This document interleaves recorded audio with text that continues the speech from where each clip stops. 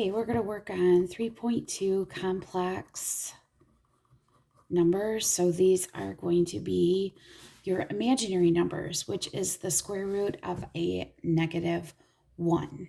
Okay, so let's get started right away. This is to, so we can still work with imaginary numbers. So if you remember, we always talk about real numbers. Oh yeah, real numbers are rational or irrational numbers. And then we have integers, and then we have whole numbers.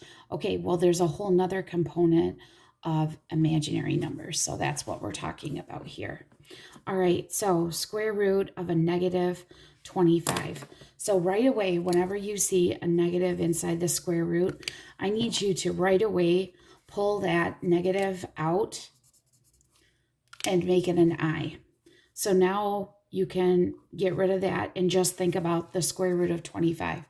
What's the square root of 25? Yep, you're right. It's 5. Now, I usually like to put the number in front of the I. And don't forget, because you're square rooting, you always need to put a plus minus. Okay? All right, let's try another one. How about the square root of a -4? All right away. See this negative? Okay, take this negative, put it to the outside. That's an imaginary. So that's telling us, ooh, that's an imaginary number. Okay, the square root of 4 is 2. And don't forget to put a plus minus 2. Okay, so now that we have imaginary numbers and you have something,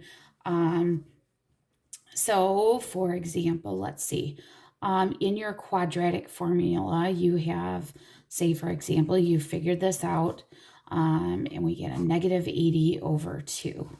Okay, so here's how you would actually get a number answer for this. So -5 plus and minus. Now, right away, do you see the negative here? All right, so let's pull that I out. Okay, then I take my calculator, and you can do the square root of just 80. Okay, so okay, and that is 8.94 all over 2. So you can actually get a numerical answer even though it's an I value. Okay, we cannot add this to the I because that doesn't work, but we can actually pull that out and make it look like this. So this I kind of reminds me of kind of like its own variable. So it has its own values that you can actually have. So the part that we have in yellow is the imaginary. The part that is pink here is the real part. Okay, so that would be the real portion.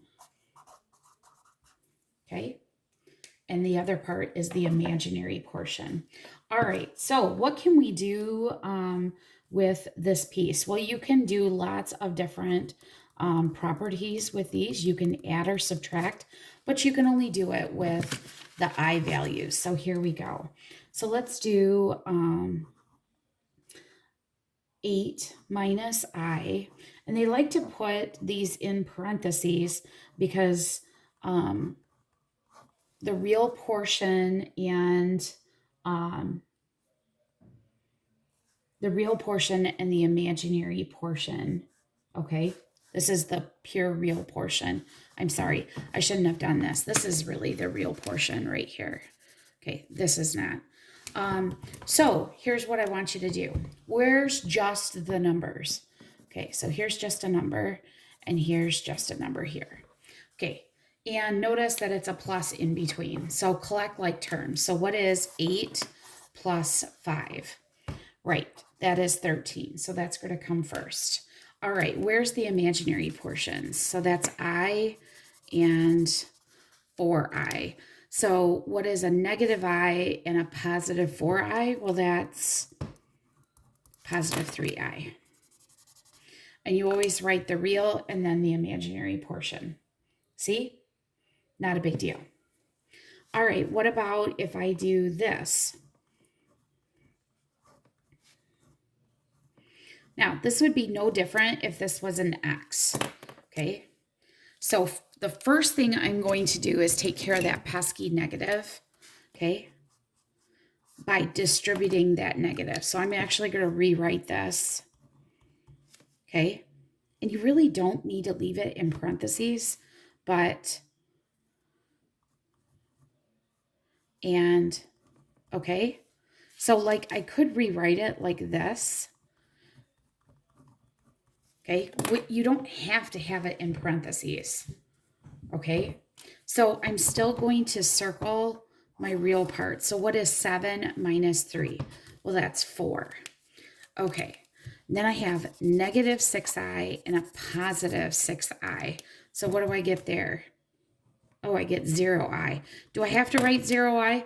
I'm going to, just so that you can see the answer. The answer we could just write is 4. Okay? All right, how about this one?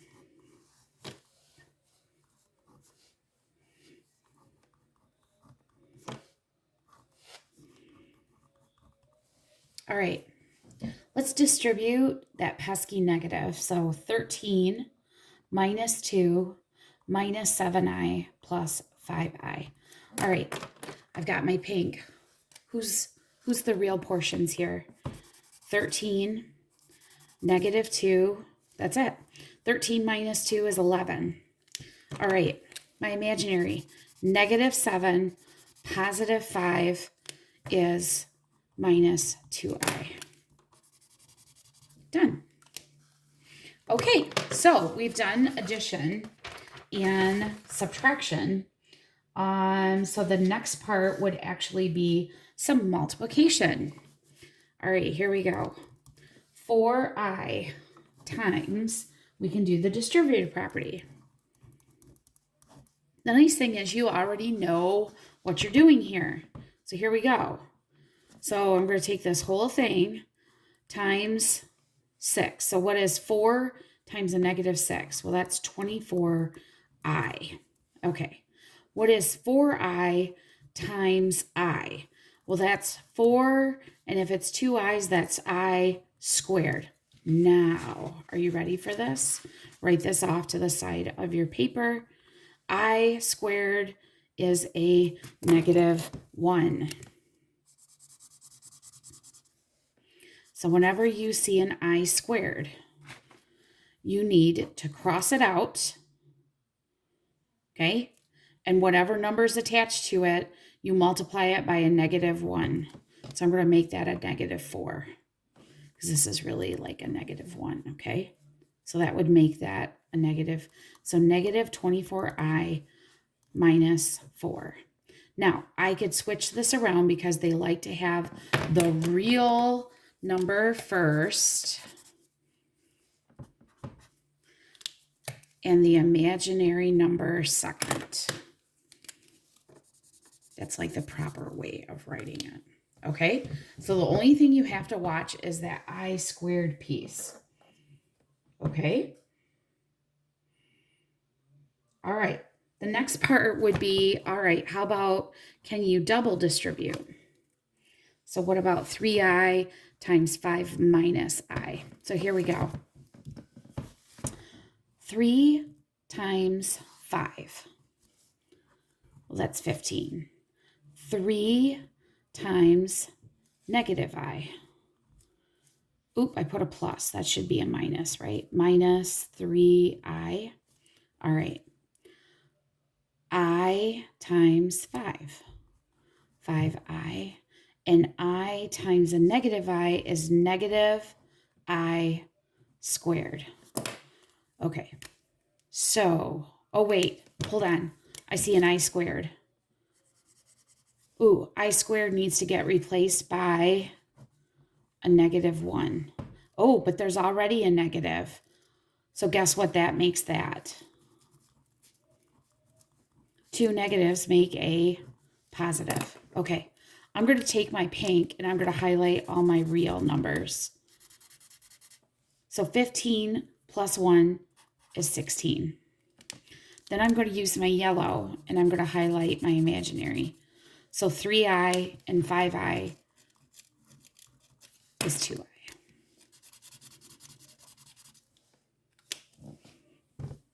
Okay, friends, that's it for today. Thanks.